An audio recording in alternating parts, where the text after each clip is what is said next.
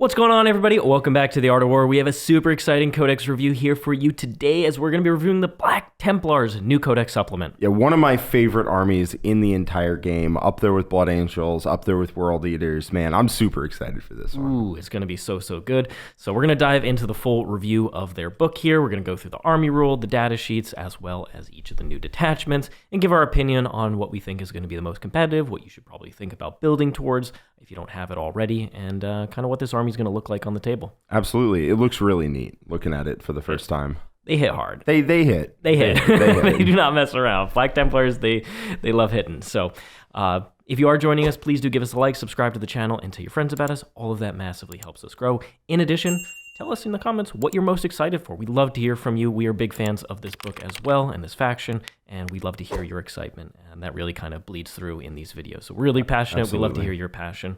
In addition, if you want to see more content from us, in particular about the Black Templars, well, check out the War Room at thewarroom.vhx.tv. There's a 3-day free trial. And on top of that, you're going to get access to some new battle reports with the Black Templars, as well as some breakdowns and list reviews that'll be coming out soon. So check that out. It's a great time to join our international community. There's a Black Templars channel, so that thing is going to be absolutely chock full of new ideas, and it's a great place to learn. Yep, I'll be in there for sure. And lastly, thank you so much to Games Workshop for allowing us to review these rules for you. We couldn't do it without their support, and hopefully you'll be as excited as we are about this Black Templars review. So let's dive in here right now. All right, the number one thing here, right at the top, we have our own army rule with Black Templars, right? We no oath. No oath a moment. No oath. No oath. Instead, it's replaced with Templar vows, which this is super exciting, right? We get this whole new dimension that our army can do, and I'm super excited to go into it. Basically, what it is at the start of the game, you're going to pick one of 4 vows for your army, and they're going to give you a buff of some kind. So first up is Abhor the Witch, Destroy the Witch, which is every time you declare a charge, if one or more targets of the charge have the Psyker keyword, you can reroll charges. Mm-hmm. And melee weapons equipped by models in this unit have precision while targeting Psyker units. This is not as good as the other ones. I'm just gonna say that. This one's kind of buns. All right, it's not ideal. Precision against Psykers. This actually affects none of the numbers in the book, right? You reroll charges, something you can already do, and precision against Psykers. Okay, sure. You're probably killing them anyway. Yeah, you're probably killing them anyway. So you're not taking this one. Whatever. The next one is super interesting, which is accept any challenge, no matter the odds.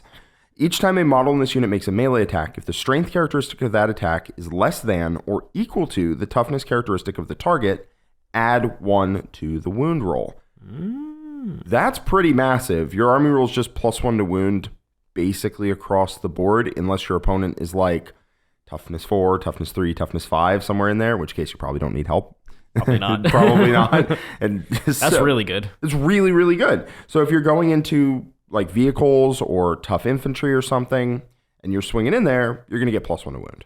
And +1 to wound is a massive buff. It's probably better than Oath because you're swinging across the board with it, as opposed to just one target gets obliterated. Yeah, I want their army obliterated, not just one target. Not just one target. This is not Oath of Moment. This is a vow of justice. That's right. So something you'll notice is if you play Black Templars now is the Oath target dies very easily, but the rest of the army requires some work. And with this, hopefully across the board, you're just better at killing them. And I think that's a very good rule. Mm-hmm. Next up is Suffer Not the Unclean to Live.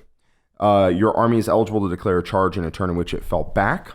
And each time a model in this unit makes a pile-in or consolidation move, it does not need to end that move closer to the closest enemy model, provided it ends that move as close as possible to the closest enemy unit. Fallback and charge is pretty decent. Yes. Pretty decent. The consolidation pile-in thing, it's a little more techy than it needs to be. It doesn't let you go away from units. It doesn't let you go towards objectives or whatever.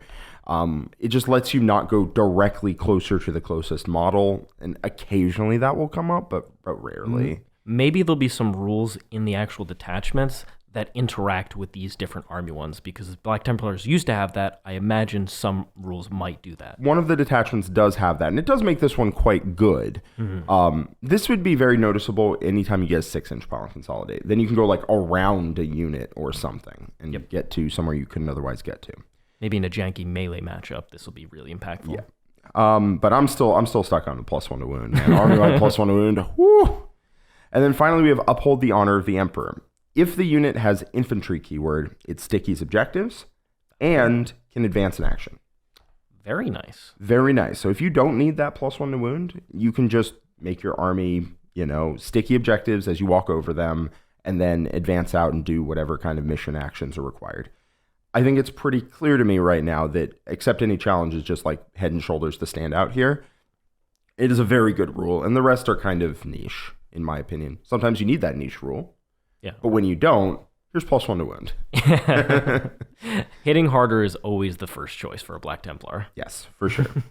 At the end of the army rule, there are some restrictions about what you can do if you're playing Black Templars. If you're playing Black Templars, you can't play any other chapters, right? So no taking salamanders, none of that.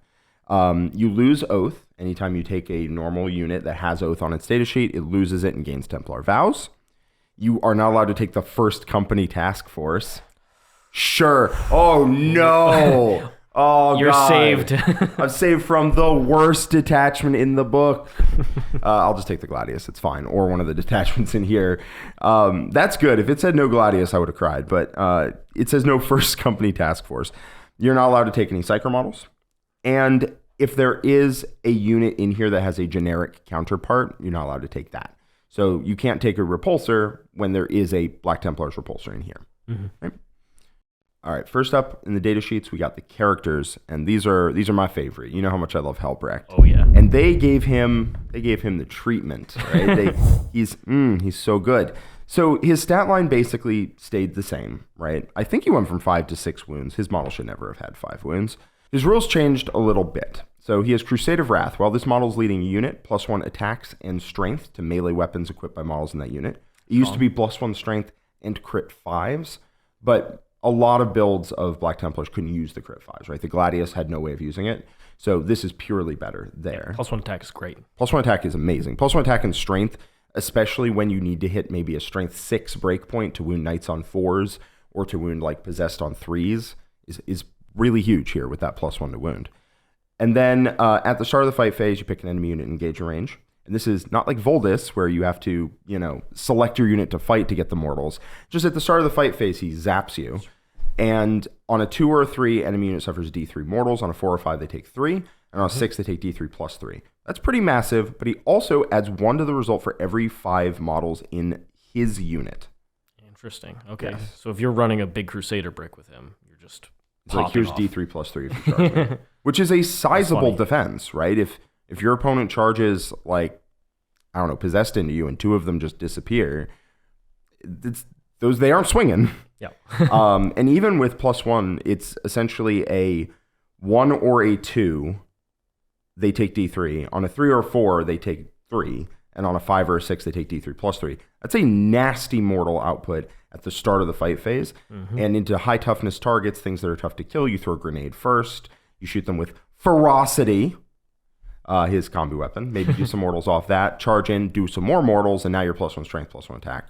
Bang, kill him. He doesn't key off of crit 5s anymore, but he hits very hard, and he's going to be in my list for sure. So Chaplain Grimaldus is up next. He still gives his unit full rerolls to hit, but his pick 3 ability has changed pretty substantially.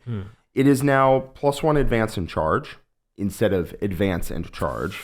It's a pretty big one. And fall back and charge too. Like, you lost all of that in exchange for +1 advance, +1 charge. Instead of a 5 up feel no pain, you gained +1 toughness or +1 AP to melee weapons. And those 3 pick 3 abilities are dramatically worse than they were before. I personally don't anticipate taking him. Seems like he's not going to be as much of an auto take. No, he still hits pretty hard, right? He's 6 attacks at 622. That's pretty nasty. Can you still do the janky things with the Cenobite servitors? Yes. There's still models. They still have invulns. They can still do the whole 9 yards, right? They can still take saves. They still help the unit that way. Without that 5 up feel no pain, like, I don't really care if they all die, to be honest with you. Like, if they all die and I can't repick the ability, sure, that's whatever. Okay, I'm not toughness 5, I'm toughness 4. Woo! Yeah, I just think they, unfortunately, his pick 3 ability went from very good to pretty mediocre, and I'm not sure I would include him. If he goes in a 5-man unit, he also denies your ability to go in transports because he counts as 4 models, right? So he does. The Cenobite servitors didn't get the exception that was updated in the balance deck. That. Yep. I remember seeing it because Votan recently got that. Got it. Yes. Cenobite servitors take up the space of 0 models. That's interesting, but it's not good. So I don't anticipate you're going to be seeing him as the first choice in most lists, just because his abilities got worse, and a lot of these characters got better. So I'm excited to include some of the other ones. Specifically, the Emperor's Champion. All right, this dude got buffed. Okay, so he moves 8 right out the gate, which is like unique, right? Nobody else is doing that. Chaplain Grimaldus moves 6, Helbrecht moves 6. He moves 8. So if you join him to a unit, they get out of a transport. He is the front leading model, and he goes further. Okay, now the unit just essentially moves 8 because you charge and slingshot the unit in. That's pretty huge. In addition, whenever his unit declares a charge, if any targets of that charge have a character in them, you're +2 to charge. Massive. So not only does he move 8, so his unit essentially moves 2 inches further, they also charge 2 inches further for +4. That is, I cannot overstate how important that is for mobility, but that's not where he ends. So once per battle, when he's selected to fight, if he is within range of 1 or more enemy character units, until the end of the phase, melee weapons equipped by this model himself have devastating wounds. So once a game, he gets devastating wounds against characters. In addition, his once per phase blank a melee save is now once a phase blank a save, which is huge. It used to be you could only blank a save off him in melee, but now you can blank a save in shooting and blank a save in melee. His melee stayed the same, which was very good. His melee is very good. He gained Lone Operative, so if you want to take him by himself, you certainly can. Or if his unit gets shot out from under him and he blanks a save to live, guess what? You can no longer continue to shoot at him, which is pretty huge. But the part that I am most excited about is something that has disappeared from his datasheet, which is the Epic Hero tag. So what this means is you're still only allowed to take 1. On his datasheet, it says you can only take 1, but it means you can give him enhancements. Yep. And there's some good ones. There are some good ones in there. So I'm super excited, man. Do you want to give this guy Honor Vehemence so he's 8 attacks at 10-3-3? I think I do. I think I want to give him that. You can give him Artificer Armor to make him even tougher to kill with a blank a save and Lone Op and 5-up Feel No Pain and all that. That's just in the Gladius, and then as we go through the detachments, we'll see other ones he can get. He's phenomenal. Oh my god. He might be the best upgraded character here. Oh, for sure, for sure. The non-epic hero part also is just incredible. Oh, not to mention his Black Sword not only has precision, but gained anti-character 5+, so when he gets those dev wounds, he's dev wounding them on 5s, and it's precision, so you can just hand the character, here's 2-3 damage, devs, die. The rest of the saves are going to go on the unit. Very good character. I'm in love, I think, actually, is what's going on here. He seems fantastic. Fantastic. And him gaining enhancements seems to be intentional because they took Epic Hero away, but gave him a rule that says you can only take 1. Yeah. So. And that's unique in the game. There's not many characters that you can only take 1 of, but can also take enhancements on. Right. And the ones where you can specifically say that, or, are unlocked by a different detachment. So very, very excited for the Emperor's Champion. Next up is the Marshal, and he's no longer just a captain equivalent, doing captain stuff, buffing his unit and whatnot. He now hits really hard. He has 7 attacks base with a mastercrafted power weapon, and mastercrafted power weapons in this codex are lethal hits. So he has lethal hits with 7 attacks, but it does not stop there. In addition, while he's leading a unit, that unit gets critical hits on 5s. Damn. And as I said, mastercrafted power weapons are lethal hits, and chainswords in this codex are sustained hits. Oh my god. So if he's leading a unit, that unit is going to crack. But that's not the end of it. I said he's a beat stick, and that 7 attacks at 5-2-2 is pretty good, but it could be better, because when he's selected to fight, he gets +1 attack for every enemy unit within 6 inches of him. And 6 inches, very easy to go up to the +3 attack cap and just be swinging in with 10 attacks. If you give him something like Honor Vehement, he could be 12 attacks at 7-2-2 with lethal 5s. That cracks really, really hard, and then he buffs the unit that he's in. This guy's a great beat stick, right? In the vein of the Wolfguard battle leader who gives his unit like sustained hits, reroll 1s, right? He just hits really, really hard, and he makes his unit hit really, really hard, and I don't really need anything else, to be honest with you. He's not messing around. No cute tricks here. We're just slamming people. That's right. All right, next up, we have the Castellan, which is the Black Templar equivalent of the Lieutenant. So here, his rule is going to be Vehement Aggression, fitting. While the model is leading a unit, each time that unit is selected to fight, take a leadership test for that unit. If it's passed until the end of the phase, each time a model in that unit makes an attack, you can reroll the hit roll. Don't need Oath anymore with that. No, you do not. And if failed until the end of the phase, each time a model in that unit makes an attack, you get reroll ones to hit, which is really nice. Even if you fail, you still get something, and it's good. And also, something to note here is a lot, like Sword Brethren, they hit on 2s. So reroll 1s to hit is just good enough, I will tell you that. Fantastic. It's fantastic. That is an incredible buff. That is awesome. Just full rerolls to hit in combat? Sure, okay, yeah. And then if you fail, it's still reroll 1s. Pretty good. Pretty good. This is like the best lieutenant in the game now. Yep. He can join. Well, lieutenants don't need to give lethal hits when everything in the army is already lethal hits. Exactly. And if you give them lethal 5s, full rerolls to hit, prepare to get blended. So he also has Prioritized Eradication. Each time a model in this model's unit makes a melee attack that destroys one or more enemy units, you roll a d6, and on a 4-up, you gain a CP. I'm not expecting that to be like the biggest deal, but when it hits, it's nice. You're going to be very happy. So his leader rule, in addition to being able to join a variety of Space Marine units, also lets you allow him to join a unit, even if there's a captain or chapter master, so you potentially can get something more valuable, a second buff in a unit, and that's pretty impactful. Yeah, so you can join him to a squad with Helbrecht if you need just the absolute most hard-hitting brigade possible. You can also join him to a unit with the Marshal, and then either your chainswords are going to be full rerolls to hit sustained 5s, or your power weapons are going to be full rerolls to hit lethal 5s. And both of those are super nasty. And we're only on just the characters, and there's already a lot of synergy between the different rules that you're getting, which is fantastic to see. Yeah, great design, it looks like. And we have the Execrator, who is the new version of the Chaplain, and he gets Remorseless Persecution. While this model is leading a unit, that unit is eligible to declare a charge in a turn in which it advanced. That's fantastic. Mobility wins games. That's super good. Really, really good rule. His other rule is Condemnatory Annihilation. Each time this model's unit has fought, if one or more enemy units were destroyed as a result of those attacks, each enemy unit within 6 of this model must take a Battle Shock test. Okay, well, his rules can't all be winners. Advance and charge, it's so good that I am okay if his second rule is not as good. Now, here's the thing. I think he is going to live and die based off of how good the detachments are. Because if the detachments are really good and don't have advance and charge, then you're going to take him. And if you take the Gladius, then you're going to take some of the other characters because you already have advance and charge access. He also cracks quite hard, right? Yeah, so for his melee weapons, he still has the Crozius like normal, a 5 attack, hitting on 2, strength 6, AP 1, 2 damage. And then he has a mastercrafted power weapon, which is extra attacks and lethal hits. So 3 attacks on that, hitting on 2s, strength 5, AP 2, 2 damage. So he's always going to have 8 attacks. And then if he's, potentially going to have any other buffs from the detachment. You could take a Pyre Pistol instead of the 3 extra attacks. You are not going to do that. No. I've never seen anything more automatic than giving him the sword. And the units that he can join are going to be Crusader squads or Sword Brethren. Okay, so just those units, just those are ones. Probably what you want. I mean, I don't really want him to join Blade Guard, so whatever. Then we have the Crusade Ancient. He is the other new model that Black Templars have received.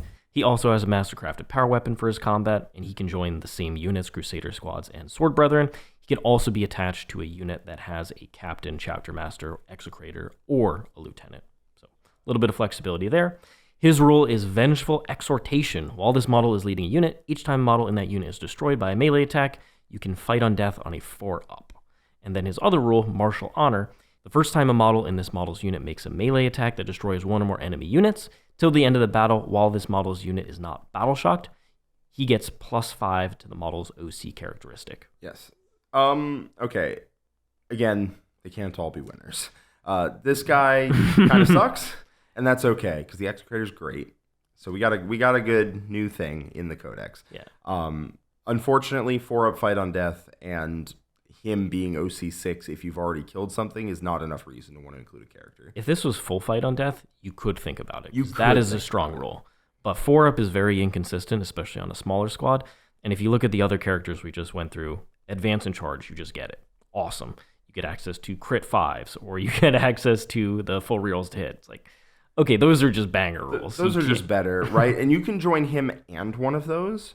But you're not going to want to do that. You're going to want to keep your units efficient. And unfortunately, as awesome as he looks, I don't think he's going to make lists unless he's like 30 points, 40 points, something like that. I don't think he'll be that. I don't think he'll be that, no.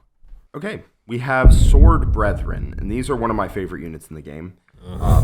They've changed dramatically, so we're going to go through them top to bottom, basically. Their profile at the top has stayed the same. They're still 3-wound Marines. Annoying to deal with, but not impossible to deal with for your opponent. They still get, plasma pistol, pyre pistols, whatever. The shooting is a little bit better than people would expect, so solid there. But their melee weapons have changed. So they no longer have the +1 damage from their ability. They are now populated that across, and now their power weapons are mastercrafted power weapons. So they went from hitting on 3s and 4s for the Thunderhammer to hitting on 2s and 3s for the Thunderhammer, which is a pretty serious buff on that. But they only have 3 attacks, not 4 on their power weapons. So there's a little bit of they hit more often, but they have fewer attacks. In exchange, they gained lethal hits on their mastercrafted power weapon, and they gained sustained hits on their chainsword if you wanted to take that. Because the chainsword is no longer a joke. It could be what you take. It is 6 attacks a model, hitting on 2s with sustained hits. Yeah, sure, it's 4-1-1. And you can get those crits. But you can get those crits, you can get crit 5s, so it could be 30 attacks out of the unit, right, with sustained 5s hitting on 2s, with +1 to wound, because they're always going to be lower strength than your opponent. You can also go +1 AP if it's like the Gladiator, or other buffs if it's a different detachment that we'll go over. So I need to take a serious think. I think that the mastercrafted power weapons are going to win out with the lethal hits and with the extra AP, being 3 attacks hitting on 2s at strength 5, AP 2, damage 2. 3 attacks a bit wonky, but they hit on 2s, so I'm willing to forgive it. Helbrecht likes being in one of these squads, too. Yes, he does. Oh, yes, he does. Going 4 attacks at 6-2-2 with lethal hits is very good hitting on 2s. That is a blender. Then their rule change. They no longer give +1 damage to their unit at the start, or +1 attack, which you almost never picked. +1 damage to their unit, including the character. They don't do that anymore. Instead, what they do is they exploit their cowardice. Each time an enemy unit within engage range of this unit is selected to fall back, after it ends that fallback move, if this unit is no longer within engage range of one or more enemy units, this unit can make a normal move. That's tricky. That's very tricky. Very tricky. And can you embark in a transport with that? It's just a normal move, so absolutely. And that's what you will do, by the way. What you're going to be doing a lot of the time is taking your unit, getting it out of a transport, sending them up, getting ready to charge in. The transport moves up behind the combat and sits there. If your opponent, you kill something, you tag something else. If your opponent falls back, whoop, I'm in the transport. That's what you do. Or you go fight something, and if your opponent falls back, you go to the other side of the wall. Right? Very annoying to deal with, alongside the fact that their mastercrafted power weapons are now just damage 2, and they hit on 2s. You haven't lost as much killing power as it looks like on its face. And then you also just get to move, normal move, 6-inch normal move, if your opponent falls back from you, which can get you back in transports, can get you behind walls, can get you onto objectives, can make your opponent's life miserable, can move block them. They fall back, and you're like, well, I'm going to die no matter what, so whoop, tanks stay back there now. So very, very interesting how you're going to use that. And I think you're going to be taking multiple units of this. Yeah. Well, Oath changed, so that means Strenguard are changing too, right? We get our own version of Strenguard because Strenguard key off of the Oath target. So their rule changed from reroll full wounds against the Oath target to, as long as they target the closest enemy unit, they reroll wound rolls of 1. Which is okay, definitely not the same thing. No. If you remember, Strenguard used to reroll wound rolls of 1 against the Oath target, and you saw them exactly nowhere. Other than that, they can take a Pyre Cannon instead of a Strenguard Heavy Bolter, which it's a good flamer, but it's not a great flamer. And you're just probably not going to take Strenguard here, right? Their rule's a little too reminiscent of the time when nobody took them. If they're very cheap, sure, we can have a conversation about that, but I'd be surprised if they were. Black Templars are about melee hitters for the most part, not necessarily Strenguard. Well, there is a shooting unit in here. I promise you is very good. Next up, Terminators. Terminators, they don't change very much in terms of their profile, their stats, their weapons, all of that. But their rule changed because they also keyed off the Oath target. So they have a Teleport Homer, same as before, but they have Judgment of the Weak. Each time an enemy unit other than monsters and vehicles within engage range of this unit falls back, all models in that enemy unit must take a Desperate Escape test, and if they're battle shocked, -1. Not a particularly good rule. Terminators are not a particularly efficient datasheet. I don't anticipate these guys are going to be making waves. Now, you mostly saw them in the previous iteration of Black Templars in the Index days when you could put 5 of Pain in the unit. Is that correct? Yes, and 4 wounds. Crucially, this is just a regular Terminator squad, not a Terminator Assault squad, which you can still get out of Codex Space Marines. Yes, they exploited the fact that they just never died because they had a 5 up Feel No Pain, Armor, Contempt, the whole 9 yards. Regular Terminators, you were not seeing them. And you'll continue to not see them. Lastly, for the infantry, we've got the Humble Crusader. They're still battle line, and they can still go up to squads of 20. So you got those Space Marine hordes still on the table. We'll see what their cost is. GW was not a fan the last time they got out of hand. Their rule changed from, I believe, reroll charges and advances to Blood Surge, and a D6 plus 2 Blood Surge at that. A Righteous Zeal move. That's nasty. Yeah, it's super nasty. In exchange, they lost some attacks. Okay, they did. They went from 5 attacks base down to 4 attacks on their chain swords with sustained hits, though, so that compensates for a decent amount of it. If you give them full rerolls to hit, it might even be better. And then the Mastercrafted Power Weapon on the Sergeant did gain lethal hits. Other than that, they're basically the same. They just swapped out reroll advances, reroll charges for D6 plus 2 Blood Surge, which is, a hell of a rule. So I'm excited to use these guys, right? You can use them in a 10-man squad. You can use them in a 20-man squad. And they're quite good. They're quite solid. All 3 of the buffs are amazing on them. Advance and charge them, being able to go ahead and give them crit 5s or full rerolls to hit, all that's amazing. All that's amazing. And if a character from your army with a leader ability can be attached to an intercessor squad, it can be attached to this unit instead. So you can get a lot of the generic Space Marine units. You can even add a Judiciary in if you felt like it. Mm-hmm. I've seen that unit. It was annoying. All right, moving on into some vehicles here for the Black Templars. Each of these vehicles still does have the additional option to run an extra multi-melta, and so probably they'll end up being a little bit more expensive than Space Marine variants like they are now, but for the most part, they are quite similar to what they have been.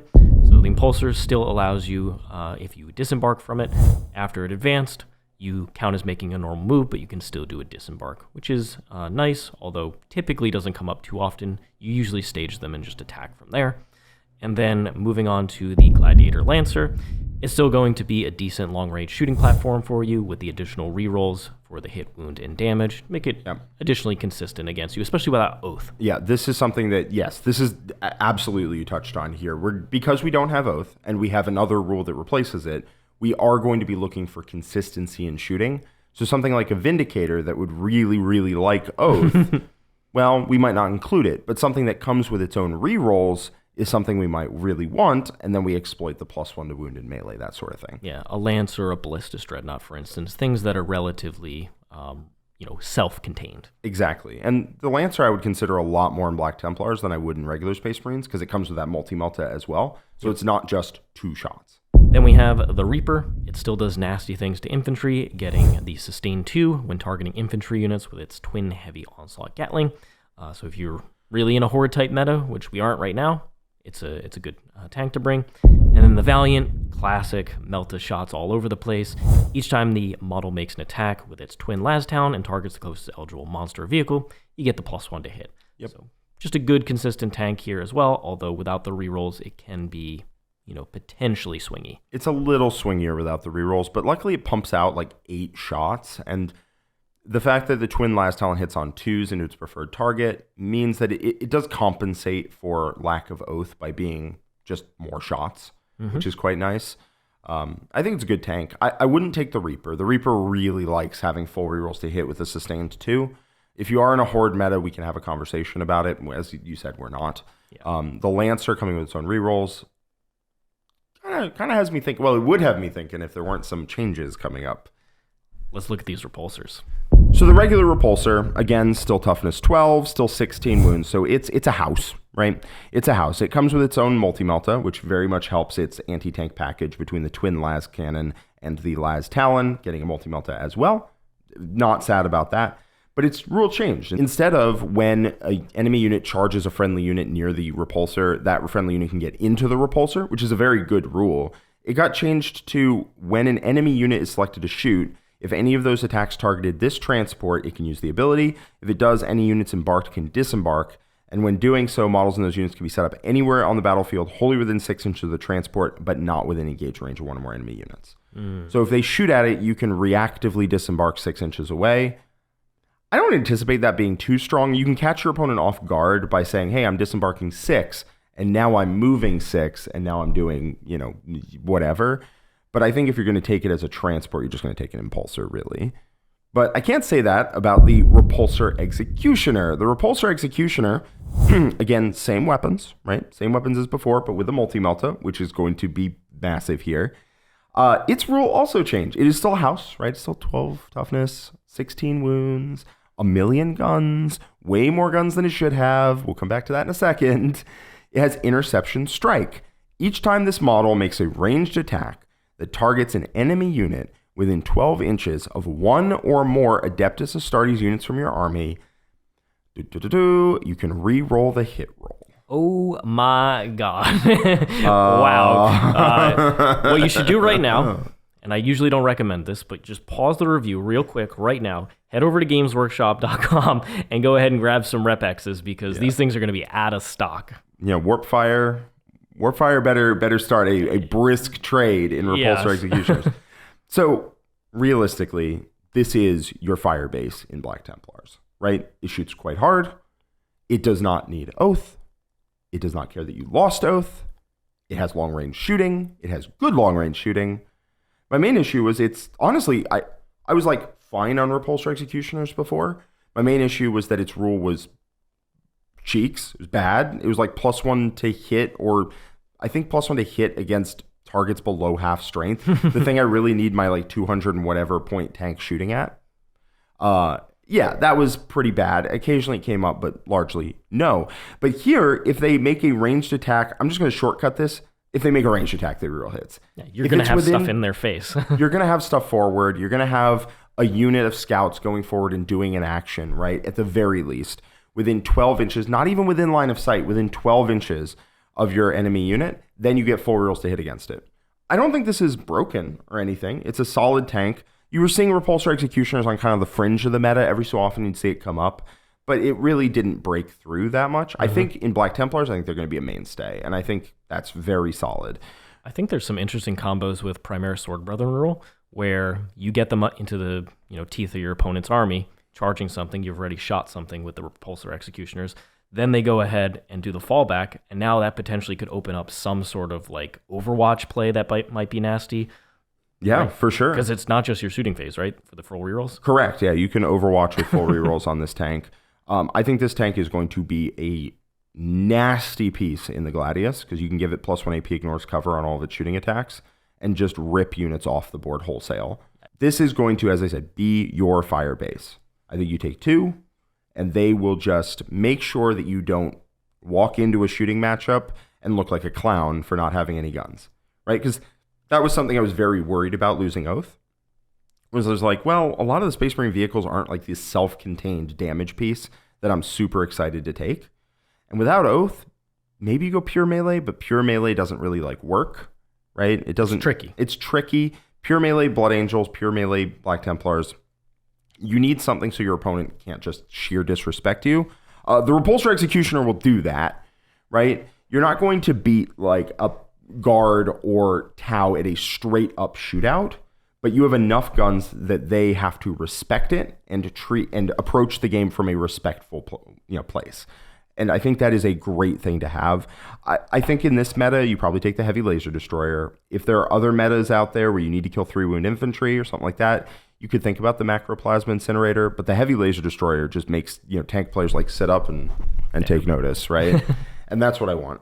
I'm personally thinking maybe you take 3. These things are also transports, so you can put units in them. But I think my lists are going to start with 2. They're going to establish a very nice crossfire on the board, which I talk about in my Jack theories. And it's going to give you a lot of board control that an otherwise pure melee army just would not have. So super excited for that. It reminds me a lot, actually, of the Forge Fiend. Yeah, absolutely. Just opens a new dimension for the army so it doesn't have to play one way. Exactly, which I love. I'm a big fan of the Repulsor Executioner. I cannot wait to get it on the table. Finally, we've got the Land Raider Crusader, and its loadout is exactly as anemic as it was before. It has like 24 shots at 401 in 12 inches. They're ready to rip down all those orcs in the meta. Sure. Redeemer definitely wouldn't do that. Um, it has the same assault ramp, but it has Legacy of Gerolos. In your shooting phase, after this model has shot, select one enemy unit hit by one or more of those attacks. Until the end of the turn, each time a friendly model that disembarked from this transport this turn makes an attack that targets that enemy unit, reroll hit rolls of 1 and wound rolls of 1. So if you do put Sword Brethren in there and you roll up with the Crusader and you get out, you shoot, you charge in, you're rerolling hits and wounds of 1. That's cute. Is it worth the cost of a Land Raider Crusader? No, it isn't. Land Raider Crusader needed, like, if they made this Hurricane Bolters like AP1, maybe I don't know. With cover, that would probably, I don't know, man. This thing doesn't do a lot of damage for a tank that's like 240 points. We'll see where it lands actually in the actual points. Stay tuned to the end of the video to see the points on that. But currently, I just don't see spending 200 plus points for real ones to hit and wound once at close range. I don't think so. No. I do not think so. That leads us to detachments. We have Companions of Vehemence. So the detachment rules, you can reroll advance and charge rolls for Adeptus Astartes units from your army. They really like giving out rerolls to advance, rerolls to charge in the one unit gives books. It to you.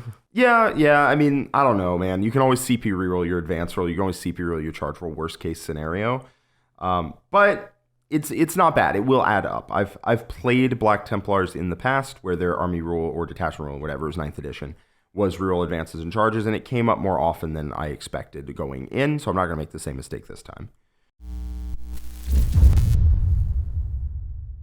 In terms of enhancements, we have Incendiary Animus, a Chaplain or Justiciar model only. Improve the AP characteristic of melee weapons equipped by models in the bear's unit by 1, which is nasty. That's the whole unit, not just the character. The whole unit, not just the character. That is very good. You're going to take that, for sure, 100%. That makes chainswords absolutely rip. +1 to wound chainswords with +1 AP. It's quite good, and you don't need to take the regular Chaplain to get +1 wound because you already have that. Mm-hmm. And then you can take the Execrator or the Justiciar to give yourself either fight first or advance and charge. And advance and charge with reroll, advance, reroll, charge is very reliable. Yep. You have Oathbound Exemplar, any infantry model, +1 advance for the bear's unit. And if the mission pack you're playing features actions, which the ones we do does, the bear's unit is eligible to start to perform an action in a turn in which it advanced. Not bad. Although, I don't know how many times, you're probably trying to charge as well. You probably are. You probably put this on an Execrator, so the +1 to advance might as well be a +1 to charge, right? Because you go an inch further. So I think it's okay. I hope it's cheap, right? We'll see the points. Merciless Denunciation, Chaplain or Justiciar model only. Every time a model in the bear's unit makes a melee attack, you can reroll the hit roll. That's good. That's very good. That's very good. Yeah, they have some very, very good enhancements for buffing your unit. Again, you'll never guess who you're going to put this on. It's going to be an Execrator for advance and charge, full rerolls to hit, reroll advance, reroll charge. Yeah, you just combine the Castellan and the Execrator into one awesome character. Yes, for sure. Because the Execrator is Chaplain keyworded. And then finally, we have Zealous Vanguard, which Adeptus Astartes model only. Models in the bear's unit have the Scout 6 ability. Also quite useful. Yeah, like, honestly, you're just not going to take the +1 to advance because the other one's kind of slay, you know? Scout 6, very good. The only problem is, I don't know how this combines with transports. I think it just doesn't, is the problem. So you're not going to put them in a transport. But I could see putting this on, like, the Emperor's Champion, Scout 6ing their unit up front, and then, you know, having the ability to walk up and to charge, or you just put it on an Execrator and screw it, right? We're especially if you're running a big squad of Crusaders, get them up into the middle. Exactly. That's going to be huge. So I think you take full rerolls to hit, obviously, +1 AP, obviously, and then Scout 6, obviously. You're gonna probably want all those to start right up on top of people. Then we got Devout Push, which is something that Black Templars have always had ever since like the beginning of 9th edition. I think earlier too. I don't know. That's when I started playing them. In the fight phase, you pick an infantry unit that has not been selected to fight, and it gets to pile in and consolidate 6 inches, which again is very, very interesting. You know, with the pile and consolidate, you know, closer to the closest enemy unit, but not closer to the closest model in that unit. Mm-hmm. 3 inch doesn't make a huge difference because base sizes and whatnot, you don't go that far. But 6 inches, very interesting. In addition, you're not allowed to combine it with Hearts Hardened to Duty, which is the next strat, unless you have a Chaplain or Justiciar. So that's how you know that combination's gonna be good, right? Peanut butter and jelly. Hearts Hardened to Duty, also 1 CP. In the fight phase, just before you consolidate, you target that infantry unit, and then every time a model in your unit makes a consolidation move, it does not need to end that move closer to the closest enemy model, or the closest enemy unit if the Suffer Not the Unclean to Live vow is active for it. So that gets pretty janky pretty quickly. Yes. So I believe that just lets you go away, yes. Right? Just like, hi, I'm gone. It's basically like a move. You just move after fighting. Move. That's quite good. Now, it's a consolidation move, so you cannot end up back in a transport after this, notably. And it is 2 CP to do both of them, and I think you do want to do both of them. But to be clear, in order to unlock the full power of that, you have to take the Pile and Consolidate vow instead of the +1 to wound, which means I just don't think you're going to do that, to be quite honest with you. I think you're going to take go for the power. Yeah, probably going to go for the power, and then you just Pile and Consolidate 6 when necessary, and that's what it is. Next up, strat for the Emperor's Honor. In the fight phase, 1 infantry unit from your army that has not been selected to fight. Melee weapons gain precision. I don't know why they keep writing strats like this. Every time I see it, it's frustrating. They treat this like it's a damage strat because it's like, I think, the only one in here. It's like, what if I just kill the unit instead, which is what I'm trying to do? Yeah, almost always you kill a character in an attached unit by killing the unit, then the character. I don't care that my unit gets precision. If I go into a real unit and I just pick out the character, the rest of the unit's going to beat my ass. Like, what are we doing here? I don't care. Like, 2 of my armies have gotten a rule like this in the past. It's very rare for the critical character to be in a unit that doesn't do much damage. Usually it's a great character in a great unit. It's very rare to have a great character in a trash unit that's like on the front lines. Yeah, basically if you need to pick out a terrible buffing character, you just spend a CP for precision on your character and kill them. Yeah, like a Technomancer. Like a Technomancer, right? You don't need the whole unit to punch that dude. In fact, if you just ignore the Wraiths, I promise you the Wraiths will not ignore you. So, like, you do have to hurt the unit, too. I hate that they keep writing stratagems where you just give a unit precision in melee. Custodians have gotten it. I've never seen it used. I've never used it. It's only in my armies. My armies have gotten this 3 times now, and I've never used the strat once. Literally the only thing I can say about this strat is that you will use it specifically if you have a fight on death, because it does not require your unit to activate in order to give it. So what you do is if you fight on death, your opponent charges you, right? If you have an ancient, which you're not going to do because that guy sucks. If your opponent charges you, you pop precision, and then when you fight on death, you can try and kill the character. That is the best use case scenario I can imagine for this that isn't just replicated by giving your character precision for a CP instead.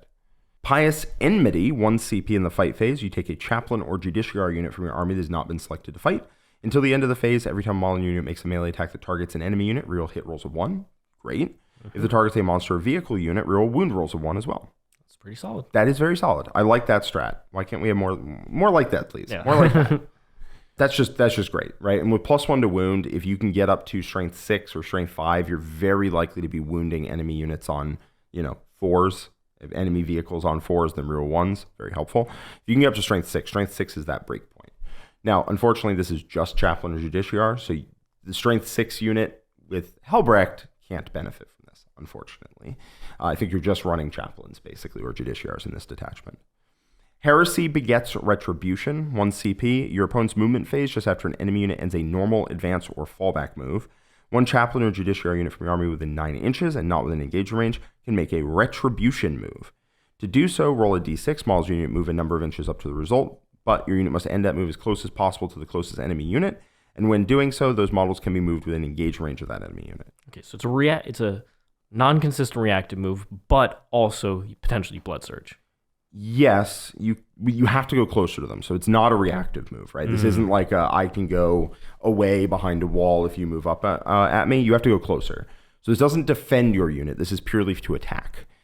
So the first thing I think of when I think of this is, hey, if I'm engaged with my opponent and they fall back, can I move with my Sword Bretheren move and then use this strat to get an engage range of my opponent. That would be very good. Unfortunately, doesn't quite work like that. This strat says just after the enemy unit finishes its move, you can move d6, and the Sword Brethren one says after.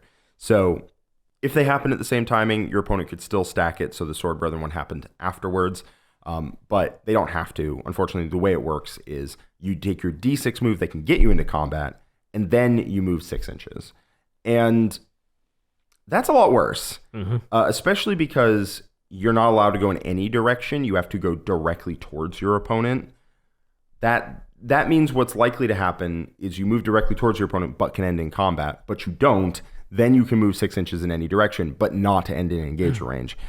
It's a little awkward. It would be pretty damn good if it happened after, right? If the Sword Brethren one said just after and this one said after, then they fall back from you and you're like, no, you don't. And you run into combat with them. In that case, it would be pretty good. But unfortunately, I think that the way it stacks up means that it's something your opponent has to think about, but it's not something you can game plan around. It's most valuable when your opponent has to do an action on an objective that's nearby, or they really want to hold it or take it away from you, so that they're going to have a unit there. And if they're not a combat army or don't have the combat resources in that area, this is where it could come up. Yeah. It is that situation you're looking for. For sure. Making distance towards your opponent, in that case, could be quite solid. If you have a 20-man that suddenly moves 5 inches towards your opponent might be sad. If your opponent moves full 6 inches, like you wrap your opponent's base. It's not like bad or anything. You wrap your opponent's models. They fall back. You roll like a 5. You get into combat with them. That could just be game, right? That could just be game over if it's like a 20-man unit and they don't have an answer to it. So I don't want to say it's like bad or anything. It's more niche than I would want it to be, unfortunately. And you can also always just roll a 1, lose the whole unit. So it's something you use on your go turn so that you just say, hey, on a 5, I win the game, rather than on a 1, I lose the game. Right? It's kind of like older version of Devout Push, where it just puts the game on the line at a certain point. Like, all right, let's go. Let's see what happens. Let's figure out what's going on here. We'll find out. Nobody knows until, I rolled a 5. Okay, cool. Screw you. It requires a little setup. It requires you to know that you're setting up to do it, but you can get some good value out of it. Finally, Dread Crusaders, 1 CP in your opponent's charge phase, just after an enemy unit declares a charge. 1 infantry unit from your army that was selected as one of the targets of that charge, your enemy unit takes a battle shock test -1 to the result.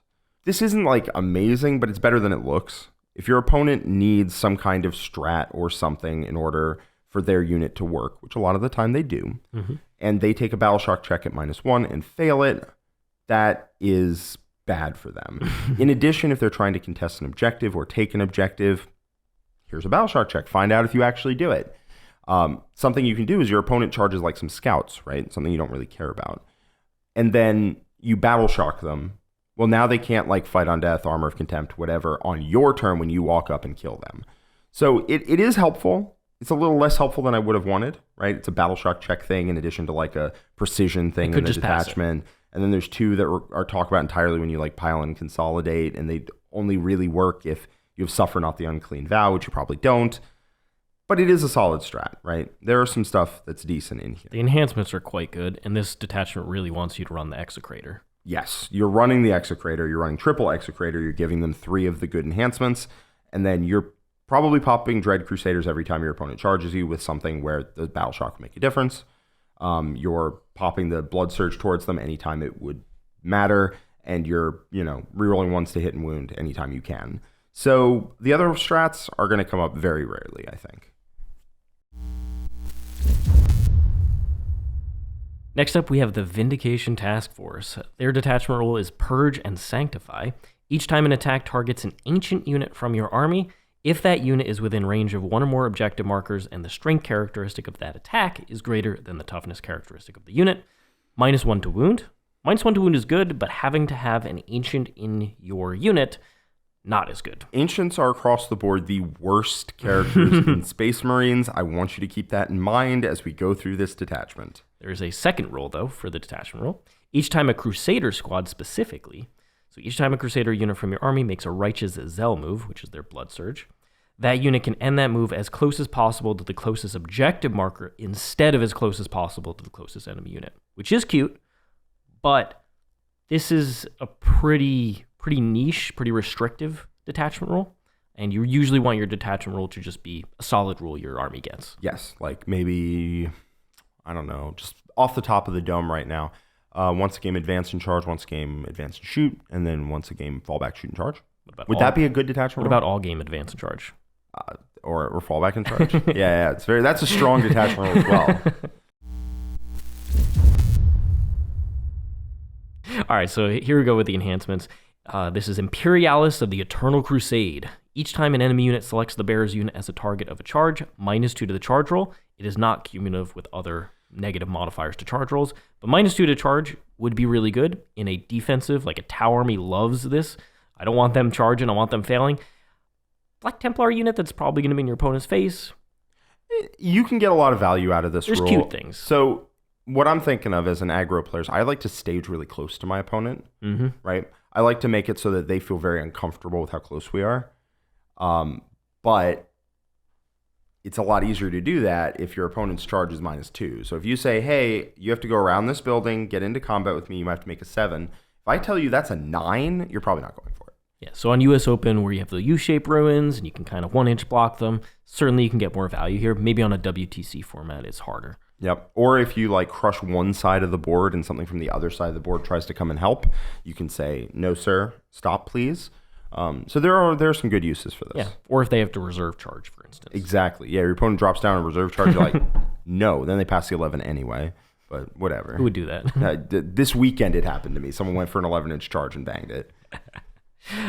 Consecrating Aura, Adeptus Astartes model only. Models in the bearer unit have a 5-up invul. Obviously would be good on a large brick of Crusaders or some Primaris Sword Brethren. Then Orb of the Emperor's Aegis. Adeptus Astartes model only. Models in the bearer unit have Deep Strike, which means that their rapid ingress is a lot more applicable since you can put it in the middle of the table instead of on the outskirts of the board. Yep, very, very solid out of that. Very solid. You're probably going to take that, honestly. And then Warden of Honor is going to be on a Crusade Ancient only. While the bearer is leading a unit, each time you roll a d6 for the bearer's Vengeful Exhortation ability, which is their Fight on Death ability, +1 to it. So if you're running that guy, he'll get a more consistent Fight on Death. You're not going to be running that guy. Yeah, I mean, like, you are in this detachment. You're just not going to... You're not going to like it. You're not going to be happy about it. Yeah. Other than the model looks really cool. The model looks banging. I wish it wasn't just 4-up Fight on Death on a stick. But yes. Then we have the stratagems. First one is Refusal to Yield. 1 CP used in any phase just after an ancient model from your army is destroyed. That ancient model, you use the stratagem on him. At the end of the phase, you set him back up on the battlefield outside of engagement range. And due to the rules FAQ, if he was joined to a unit and the unit still exists, you get to rejoin the unit. And you can only select the same character once per battle. Okay, that is good. I wish it wasn't just ancients. Again, this is going to be a running theme with this, actually. I wish this wasn't just ancients, but it is a good rule. You can stand back up on characters would be crazy good. It is crazy good. It's really good in Awakened Dynasty, where you can do it on any character, and you see people abusing the heck out of that, right? Yep. You walk onto an objective, you shoot me to death, cool, my character stands back up on the objective, I get a 15, over to you, right? That's very strong. You know, you run in, you kill a character. Now, ancients aren't known for their ass-beating capabilities. Or their durability. If you could do this on good characters, not ancients, again, this is a running theme with this detachment. If you could do this on regular characters, this would be very, very good. Because, you know, Helbrecht goes down. No, he doesn't. He's back up, kicking your ass. Yeah. Bang, bang, bang. Boom, boom, boom. But the Ancient just stands up and scores an objective, which really is what he's doing. Litanies of Purgation. This is 1 CP used in the fight phase. You pick an Adeptus Astartes unit from your army. And until the end of the phase, each time a model in your unit makes an attack, if that model's unit is within range of 1 or more objective markers, or the target unit is within range of 1 or more objective markers, +1 AP. Solid. +1 AP is good. It does have a couple little qualifiers there, but overall, you're probably killing stuff that wants to be on objectives. Yes. You're probably running up, getting +1 AP, and killing the things that are on the objectives, and that definitely helps. There's flexibility, too, because if like one model from your unit is strung back to the objective, and you're swinging most of the unit into them, you can still use the strat. It's not like the opponent has to be there. Yes. Then Spore of the Unholy, 1 CP, your shooting phase or the fight phase, you pick an Adeptus Astartes unit. Till the end of the phase, ranged weapons equipped by models in the unit have ignores cover. And each time a model in your unit makes an attack, you can ignore any or all modifiers to the ballistic skill or weapon skill characteristic or hit roll. Why do they keep doing this, Siegs? There's very few ballistic skill or weapon skill modifiers in the game now. And so you would ignore the hit mods, which is useful, but Not that useful.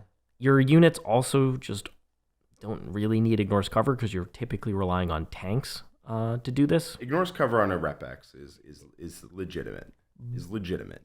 But I hate that they print the rule like ignore weapon skill, ballistic skill, and hit modifiers. Like they're naming 3 things. It's a lot. You're getting a lot of value. Oh my god, you ignore 3 different modifiers. No, you don't. There are no weapon skill and ballistic skill modifiers that I care about. I can't think of a single one off the top of my head. Can you? No, I cannot. No. It used to be the Death Guard army rule. They changed it with their codex. That was it. It's just minus to hit. So now it's just ignore -1 to hit, which is like just fine. Like fine. You were saying the Repulsor Executioner. Here it'll get ignores cover, and if they have stealth or a -1 to hit, you're ignoring it. You were already kind of ignoring it because you had full rerolls to hit. But now you just make sure that thing dies, and Yes. ignoring cover is quite good there. Yes. But on a lot of the other units, Nah, this is a not pretty much. niche application, I would say. But ignores cover on a Repulsor Executioner is pretty litty. Then we have a 1 CP, Reclaim Our Honor. Your opponent's shooting phase or the fight phase just after an enemy unit destroys an ancient model from your army that has not been targeted with the stand back up version of the stratagem, Refusal to Yield. You pick that unit until the end of the battle. Each time an Adeptus Astartes model from your unit makes an attack that targets that enemy unit that did the killing, you get +1 to the hit roll. So your whole army would basically be +1 to hit against something that killed an ancient. So Sword Brethren already hit on 2s, so you don't really need this there. This would really just be for any Crusader squads you had, which, you know, I mean, if something's going in and beating up your tanks. ancient, yeah, and your tanks. If something goes in and kills your ancients, probably a sizable unit, and you get +1 to hit against it, which helps like quite a bit. And then you're also +1 to wound because you have, accept any challenge. You're trying to get your ancients killed here to proc this. This is similar to some of the other stratagems out there where you're intentionally trying to get certain models killed earlier on to get these big buffs up. Yep, and you can stand your ancient back up. So he dies, he stands up. Not if you use this strat. That was the last qualifier of it was rip. You can't target them with the Refusal to Yield to stand back up as well. You have to pick one or the other. You can stand back up, and then the second time he dies, you can trigger this. That is true. It's worse, but, it works, I guess. That's true. Recitation of the Revered. 1 CP, your opponent's shooting phase. Just after an enemy unit has selected targets, you pick an ancient unit from your army that was selected as a target. Till the end of the phase, each time an attack targets your unit, -1 to hit. Okay, so you're -1 to hit and a strength greater, -1 to wound. You can make the what? So you can be Ancients, you can be -1 to hit and then have the 5-up invuln on your Crusader brick. So it could be pretty damn annoying to deal with. It could be annoying to deal with, especially if strength greater than toughness, you're -1 to wound as well.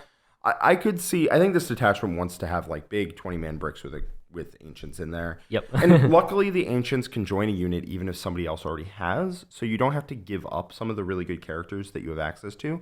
You just have to take a bit of a tax. Yep. All right, and the last stratagem here is 2 CP, Perverted Intervention. This is used in the end of your opponent's charge phase. You pick an Adeptus Astartes unit from your army that is within 6 of 1 or more enemy units that would be eligible to declare a charge against 1 or more of those enemy units if it were your charge phase. Your unit now declares a charge that only targets 1 or more of those enemy units, and you resolve that charge.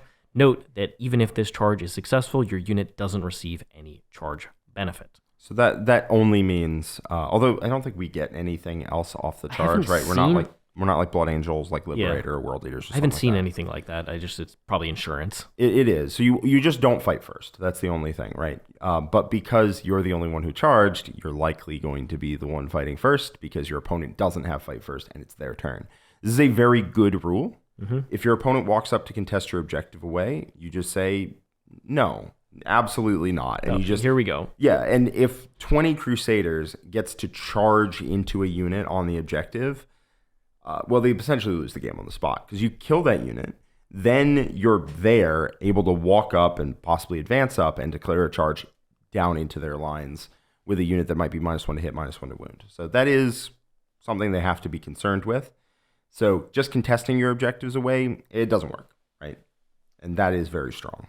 This is really the case where if you want to build around this detachment, I think you go for the older style of a lot of Crusader bricks. You're getting up into your opponent's face. You have a variety of tricks, some defensive stacking abilities on some of these units. And you also have, you're really just putting so much pressure on their half of the board that your ability to hold objectives between this stratagem and the stand back up characters is pretty locked down. You're just trying to get that big gap in primary. Yeah, I could see a Crusader brick-based approach using this detachment.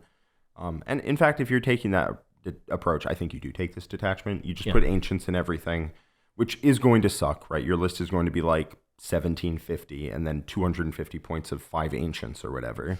But you do unlock the rules of the army. I really hate that it is Ancient locked, because I feel like the true power of this detachment could be unlocked if maybe it wasn't tied to the worst character in Space Marines consistently. There's like 4 Ancients, and they're all pants. Like, they're all just bad. But, hey, they give you the detachment rules and stuff, so you're probably going to take them if you take this. Next up, we have the Godhammer Assault Force. This is going to be a very vehicle-heavy detachment. So first of all, we have the detachment rule Shock and Awe. Each time an Adeptus Astartes unit from your army declares a charge, if it disembarked from a transport this turn, after selecting targets of the charge, select one of those targets. That enemy unit must take a Battle Shock test. And then the second half is each time a model in the Adeptus Astartes unit from your army makes a melee attack, if it disembarked from a transport this turn, you get +1 to hit. So there's a couple problems here. One, Sword Bretheren, as I said in the previous attachment, they hit on 2s. So they don't need +1 to hit. In fact, that doesn't do anything. And then, Battle Shock check when you make combat is quite bad.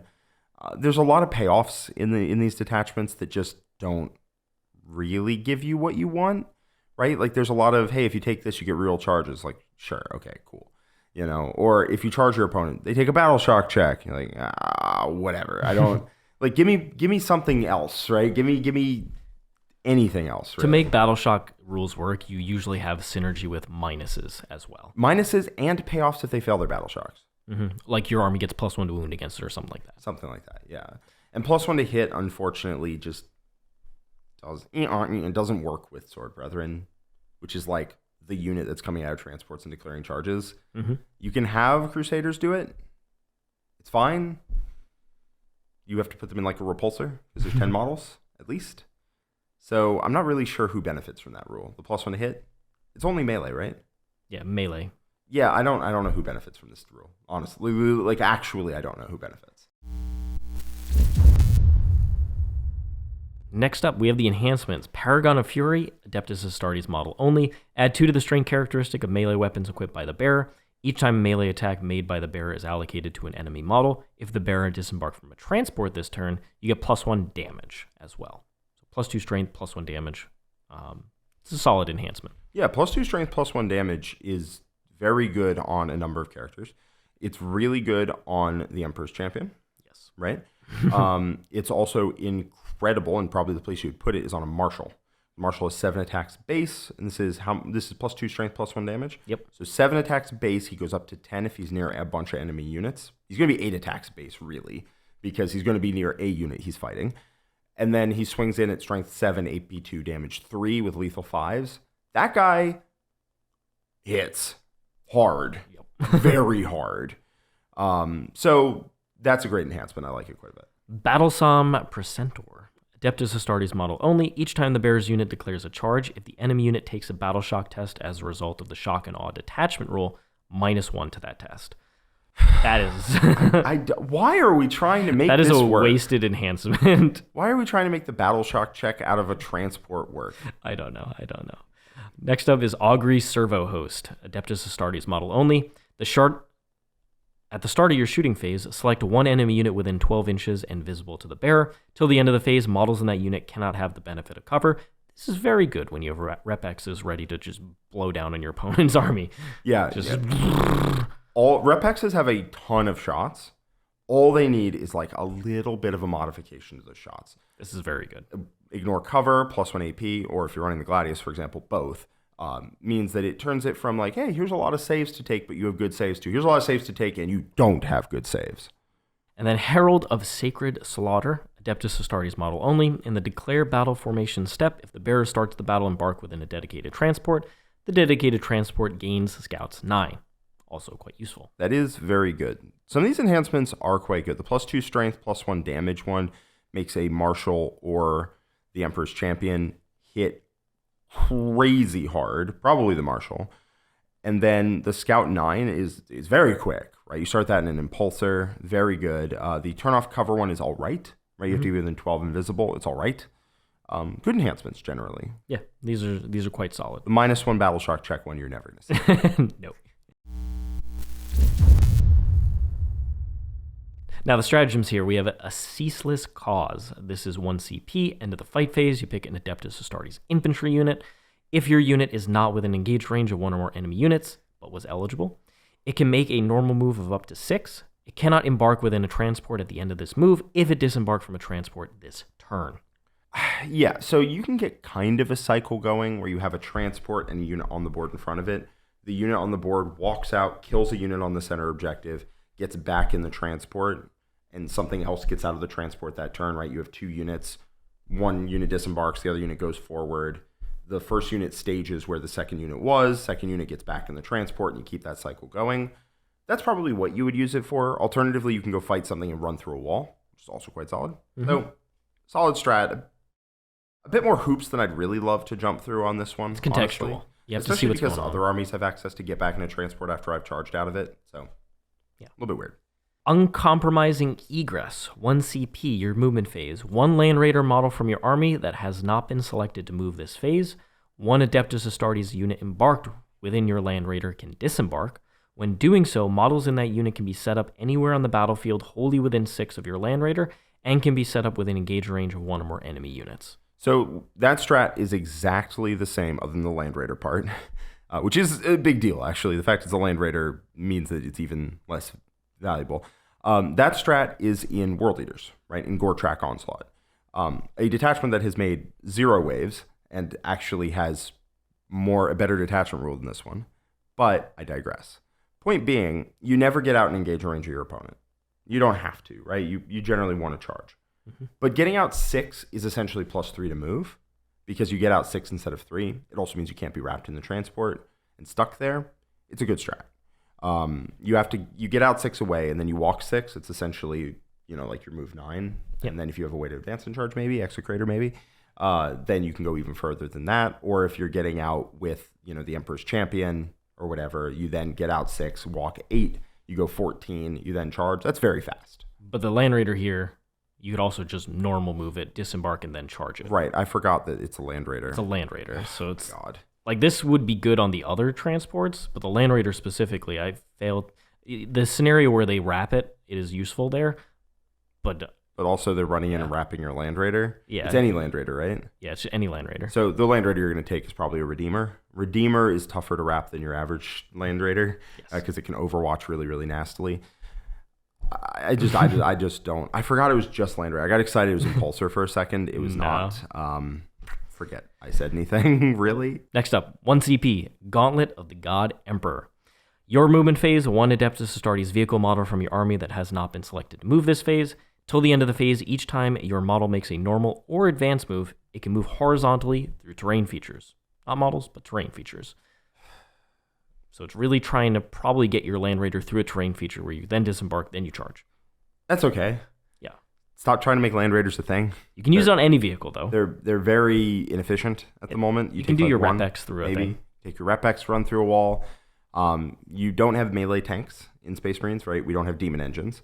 So for good reason, Emperor wouldn't approve. Brutalis Dreadnought. Sure, I guess. Yeah. But that means we're not incentivized to run through walls to get closer to charge, right, as a staging unit. Yes, Rep-X can run through a wall and shoot. That is helpful. I'm not going to say it isn't. A Land Raider can run through a wall, shoot, and disembark the contents and go charge. That's useful. I'm not going to say it isn't. But those aren't on the units I would most want to have that buff, right? Which would be something like a Mauler Fiend, which we don't have, right? The Brutalis Dreadnought does not do a Mauler Fiend impression. Next up, Focused Hatred. 1 CP, your charge phase just after you make a charge roll for an Adeptus Astartes unit from your army that disembarked from a transport this turn. That Adeptus Astartes unit, until the end of the phase, each time your unit makes a charge move, models in your unit can move through models. When doing so, its models can move within engaged range of enemy models, but they can only end that move within engaged range of enemy models if those enemy models belong to a unit that your unit declared a charge against this turn. So my main issue, honestly, with this detachment can be summarized with like this and like the last strat. it's a lot of like techie, small little, I won't even call them quality of life because they are taking up a stratagem slot, like niche rules that are like, oh yeah, I could think of a time when I need to charge through an enemy unit. Like I could see a time I'd need to do that. But like all the rules are like that, right? Yeah. Battle shock check on the charge. Yeah, I could see a time where that could be helpful if they failed it. Like it could really help out.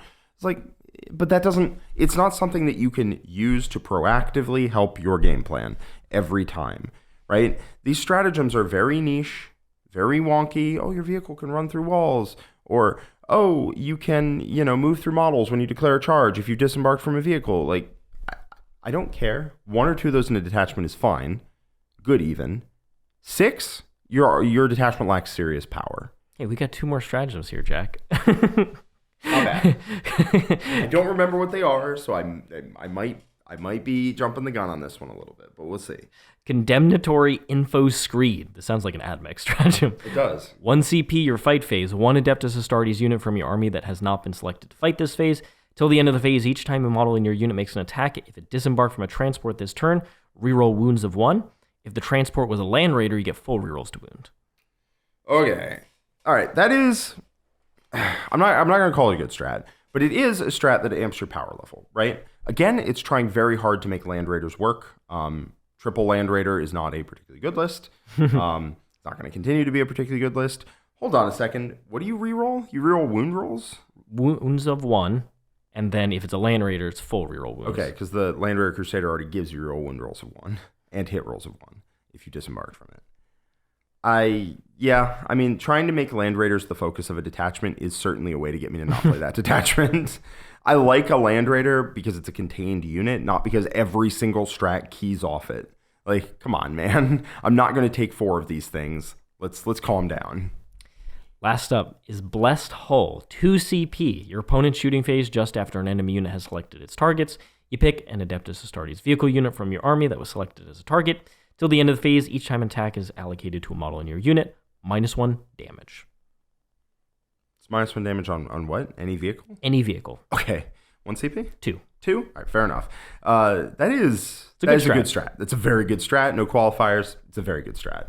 So that's the vehicle detachment there, which at the end of the day I think is relatively lackluster. There's a niche style for it, which is trying to basically buff Repulsor Executioners and a couple other vehicles. Yep. Doesn't do too many other things. Yeah, it turns out Repulsor Executioners also transports. I don't know if you know. And can be -1 damage. It's not amazing, but it is probably where you go with that. Maybe even take 1 Redeemer. Mm-hmm. But the buffs you're getting out of a transport here are kind of just mediocre. Like, it's a lot of effort. Mediocre, actually. Especially the detachment roll.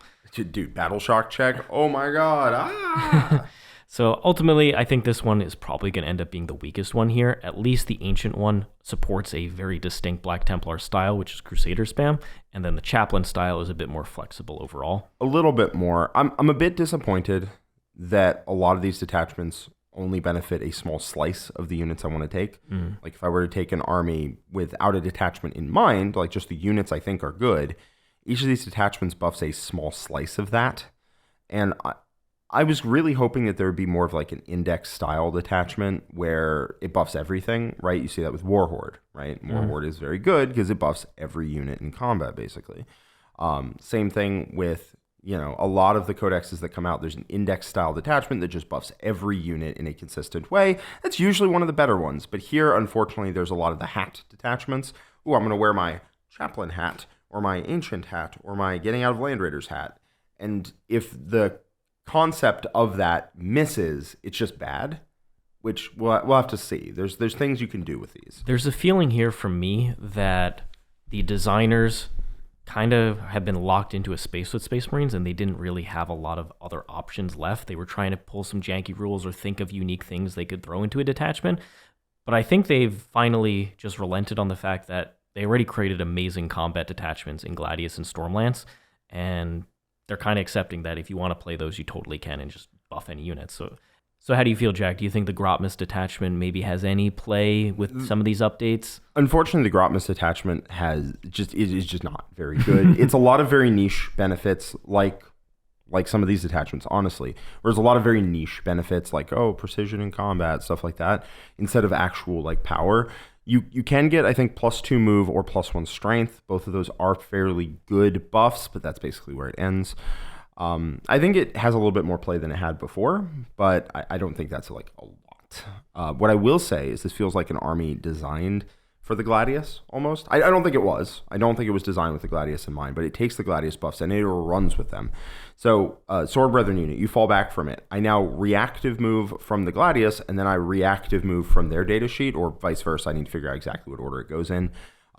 That's very fast. You can go, up to 12 inches and still get back into transport after somebody makes a move away from you. That's massive. Advance and charge on the Emperor's Champion takes that dude and makes him go super, super far, like up to 17 inches and still charge. And I'm very excited for that. It means I don't have to take triple Execrator, right? I get to take some of the power upgrading characters, right? Either the Marshal or Helbrecht or the Emperor's Champion. And I don't have to take the Execrators, who are great, but I want my numbers to go up in addition to Advance and Charge, and the Gladius gives you that. In addition, the Gladius gives the Repulsor Executioner +1 AP and ignores cover. And it also gives you Fight on Death, full Fight on Death, if you need it, which is a great rule to have in a melee fight. Just a phenomenal suite of rules, and all of the rules basically buff all of your units. You can even think about not taking the +1 to wound. You're going to take the +1 to wound. You're going to take that. You can even think about not doing that because you have access to Lance +1 AP, but you honestly don't even need it, right? You can take Lance +1 AP for when your strength is higher than your opponent's. Like, say, for example, a Marshal with Honor Vehement or the Emperor's Champion with Honor Vehement, which is really good. Strength 10 +1 to wound, devastating wounds, anti-character 5+, 8 attacks. That dude's going to crack. Same thing with a Marshal, who might be strength 7 now, and then wants Lance into the thing he's attacking, and he can have up to 12 attacks. Dude, that gets me going, right? That makes me super excited. I'm very excited to put that on the table. The other detachments, not as much, but the Gladius buffs all kinds of stuff in Black Templars in very interesting, very unique ways that these detachments kind of don't do. So I'm going to start with the Gladius. I'm definitely going to give the other detachments their due. I'm definitely going to try them out, and I'm going to attempt to write lists with them. But right now, the thing I'm most excited for is how well this army interacts with the rules the Gladius gives you. So very excited for that. Stay tuned. I think the underlying thing here is that the data sheets in Black Templars, most of them are very good. Yes. They are very good data sheets, and they can go into a lot of different places and still succeed. Yes, for sure. That, I think, is a great takeaway. And I think the army without Oath, but with the, with a vow, which personally at this point I think is going to be +1 to wound. But there's definitely room for me to be wrong on that. With a vow instead of Oath, I think it's constructed in an entirely unique way, which is very exciting, and can do entirely unique things, which is very exciting. So yeah, I'm stoked to put this thing on the table. I want to play with it right now. I'm looking forward to putting those rep X's on the board. I'm looking to play with Sword Brethren still. I think it's a very good army. So thank you so much for watching. We appreciate your support. If you are watching, give us a like, subscribe to the channel, and tell your friends about us. All of that massively helps us grow. In addition, we'd be excited to hear what you are most excited about in this Black Templars book. What are you going to be putting on the table? We would love to hear from you. And if you want to see more content from us, especially Black Templar content, we're going to have new battle reports with them, new list reviews, and plenty of other content related to the new Black Templars. So please do join us at theworm.vhx.tv. There's a 3-day free trial, and in addition, you get to join our awesome international Discord community that has a Black Templars channel, which is going to be popping off. Jack's going to be in there. I'm going to be in there. There's going to be plenty of other 100%. top Black Templars players playing. So if you want to be in the zeitgeist of new ideas on Black Templars, it's the best time to join.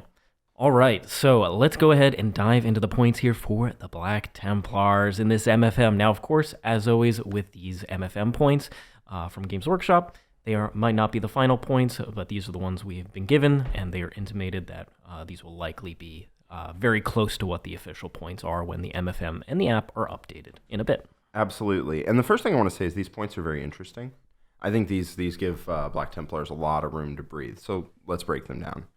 So in terms of characters, we got the Castellan at 60, which it used to be at 60, and he gave lethal hits. Now everything has lethal hits, and he gives full rerolls to hit. Way better, and he's still 60, which is fantastic. Grimaldus is 110. He came down, I believe, 10 points from the previous MFM, and he got a lot worse, so you're going to leave him at home, I would expect. We got the Crusade Ancient coming in at a whopping 65 points for the worst unit in the book. And you can stand him back up. Oh my god, if you take that detachment, absolutely, all day long. But no, you're probably... I'm not interested in playing him at 65. Maybe if his points go down or he gets new rules sometime, then he looks sick. Then, first up, a big mainstay of the Codex, we've got Crusader squads. All right, and this has been something GW's had trouble balancing, shall we say, in the past.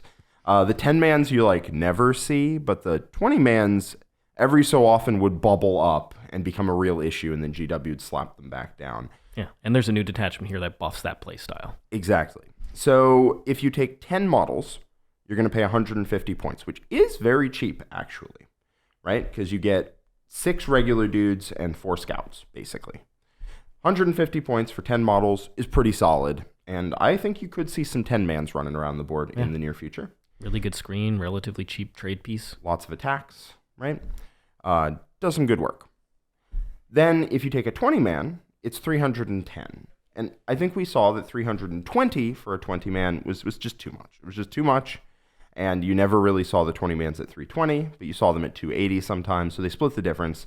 They made them 310, and they made them more expensive than just 2 10-man squads stapled together because they're traditionally better. Yeah, the more unit models you have in a unit, the better strats are on them, the better rules are on them overall. Absolutely. So I think that's a very interesting points cost where I could see taking a 10, I could see taking a 20. So I'm interested to mess around with that. The Emperor's Champion went up 15 whole points because he got 1,000 times better. Much better. He got much, much better. I'm excited to play him at 90. I think he's not going to stay at 90 most of the time on my list because he can now take an enhancement, and he's one of the better uses of it. If you think about him compared to an Execrator, right, he essentially gives advance in charge because he moves 2 inches further and he gives +2 to charge. That's +4. So then you staple an enhancement on him, and then he hits really hard. He's super cool. I'm super into him. 90 points. Great points for him. The Execrator coming in super cheap at 70 points, giving advance in charge, forcing some battle shock checks, which is not the most irrelevant thing in the world, but it's not that good. And then he also comes in with 8 attacks that hit on 2s, just swinging in on people with advance in charge and a bunch of attacks. I think he's really good. 70 points, if you're not running the Gladius, and sometimes even if you are, honestly, you're probably going to take him. Yeah. Gladiator, Lancer, Reaper, and Valiant coming in at 160, which is 10 points less than they were in the previous MFM, which is just very nice. Basically, you can take a multi-melta in Black Templars, or you can not take a multi-melta in regular Space Marines, and they're the same points. So you basically get that extra melta for free now. Yes. Compared to Marine. Exactly. Now, that is compensated somewhat by the fact that Black Templars have fewer shooting buffs than regular Marines, because you can't oath the target you're about to shoot at. Yep. So I think that's fair. Yeah, I agree with that 100%. I'm glad that they did that change. That's not something that they had to do. No, absolutely not. The Lancer, I think, is going to be, weirdly enough, the best of the bunch. I don't usually love the Lancer, but given it's a tank that has its own rerolls, I can find myself on board. Plus, it has 4 good anti-tank shots. And there's a lot of tanks in the meta. There's a lot of tanks out there right now. You got to be countering. So, yeah, I really like what they've done with the points cost on those 3. Helbrecht went up from 100 in the back of the book, which was probably never going to stay. He is now 120. So he has the exact same points cost he was in the previous MFM. He's pretty solid, right? His mortal wound buff got better. He now is +1 attack in addition to +1 strength, but no crit 5s. Crit 5s will go pretty hard here. They give that to the Marshal. I think he's very good at 120, and I'm going to start with him in my lists. Impulsor technically went up 5 in the back of the book, but down 5 from the previous MFM. I was already willing to pay 90 points for a Black Templar Impulsor, and I'm definitely willing to pay 85. I think that's a great cost for them. Land Raider Crusader at 220 is you're never going. It's a Land Raider Crusader, my guy. You're just not going to see that thing. But you're supposed to be crusading, Jack. Come on now. No, I hear you. I'm going to crusade with a Redeemer if I crusade with a Land Raider at all. Oh, it's bigger older brother. That's right. A model that can actually kill things. Now, I think if you do take the triple Land Raider list that some sickos love to pull out, then you could consider taking a cheap one on the cheap. But it's the same points cost as another big tank we will get to, and I think that big tank is better. So probably the Crusader is still trying to find a home somewhere, even if it gives you buffs after you come out of it. Strenguard, 85 for 5 or 170 for 10. They're fairly cheap, actually, but even so... They have that change. They don't have the same Space Marine datasheet with that oath rule. So. No, they don't. They're cheap. They have a decent amount of shots, but that's kind of it. And honestly, for 85 points, I'd rather take a variety of other units. Yeah, hard-hitting combat units. Exactly. Sword Brethren, they split up into 4 model squads, 5 model squads, 9 model squads, and 10 model squads. Interesting. Very interesting. Yeah, usually that happens when you can make a character out of the bunch, and that didn't really happen here. I don't really think there's a character you can make out of them, so I'm confused, but... Hey, granularity is good. It is very good. We used to have this in older editions where you could take weird unit sizes to help with your points in other places, and also, maybe I don't need 10 dudes to murder something. They're going to murder it 5 times over. Exactly. But 7 or 8 guys, heck yeah. Yes. So if you take 4, it's 105. If you take 5, it's 130. If you take 9, it's 235. And if you take 10, it's 260. So you get a little more efficiency, like fractions of a point, if you take the 5 and the 10-man squads, at which point your guys are going to come in at 26 points a model for Sword Brethren, which is a number they had hit in the past, and it was very good there. Now, they are worse than they were in the past, not by like a ton. They came down 10 points per unit, 2 points a model from the previous MFM, and I think this is a very good points for them. I could see them go further down, but I honestly don't think they need to necessarily. I'm interested to get some games with them, see how they feel. Because 26 point per model 3 wound Space Marines are quite good. And while their damage output dropped some, they don't hit not hard. So I'm interested to see how they play. Yeah, and they have great character support. They do. They have excellent character support with Helbrecht. Helbrecht turns them into absolute monsters, right? Lethal hitting, 4 attacks, strength 6, +1 to wound if you take that vow. That shock you with mortals at the start, and then he himself swings. That unit hits phenomenally hard. Same thing if you want to put an Emperor's Champion in there and give him maybe like Honor Vehement or something. He cracks absurdly hard. Put an Execrator in there. Now it's pretty cheap. It's a 200-point package that advances and charges with still a boatload of attacks because the Execrator brings his own. You know, give it the Marshal. They all get lethal 5s. Yep. There's a lot to work with here. So I think Sword Brethren are great at 130 for 5, and that's probably where I'm going to start. You get them plus a character plus a train, a transport, and that's a really good place to go. Terminators at 33 points a model, not that great. Yeah, they're 3 wound Terminators. Yeah, they don't do anything unique here. Yeah, they really need to cut Terminator costs like across the board as long as they're not the good Terminators, right? Deathwing Knights specifically are the good Terminators. Wolfguard Terminators just came out. They are a very good Terminator. But the other ones, they probably need to come down some. And they just kind of haven't. That's, kind of a shame. Repulsor at 180 is okay, but the real cream of the crop here is the Repulsor Executioner at 220 points, which is... Same as the Marine book, right? Same as the Marine book. Awesome. Yes. Way better. It comes with its own full rerolls to hit if you have done anything. And also comes with its own multi-method. Vaguely near your opponent. Yes. Reroll. Yes. Now, 220 is not free, right? It is a very good tank.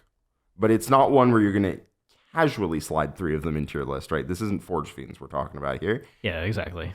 But even so, I think my list is going to gravitate towards 3 of them. I'm going to feel the pull of the third one over time, but we'll see how it shakes out. I think 220 is a very interesting place to start because Black Templars do not have very good fire support because they don't have oaths, right? You can't buff them, and a lot of their shooting, you can't like.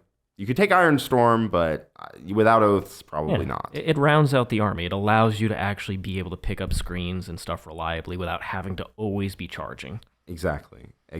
And you do run out of decent charging units because while Blade Guard, I think, are very good in Black Templars, you can take Blade Guard, you can take Sword Brethren. That's very like one class of unit. And I think this is great because the Repulsor Executioner gives you a firing piece that I think is going to be very helpful as you actually play the game of 40K. I think 2 is going to like start in my lists, and then we'll see if I want the third, basically.